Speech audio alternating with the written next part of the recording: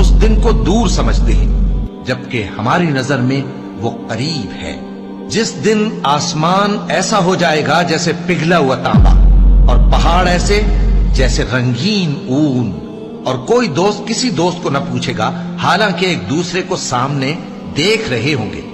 اس روز گناہگار چاہے گا کہ کسی طرح اس دن کے عذاب کے بدلے میں سب کچھ دے دے، یعنی اپنے بیٹے اور اپنی بیوی اور اپنے بھائی اور اپنا خاندان جس پہ وہ رہتا تھا، اور جتنے آدمی زمین پر ہیں غرض سب کو دے ڈالے، پھر اپنے آپ کو عذاب سے چھڑا لے۔ لیکن ایسا ہرگز نہیں ہوگا۔ وہ بھڑکتی ہوئی آگ ہے، کھال ادھیڑ کر کلیجہ نکال لینے والی۔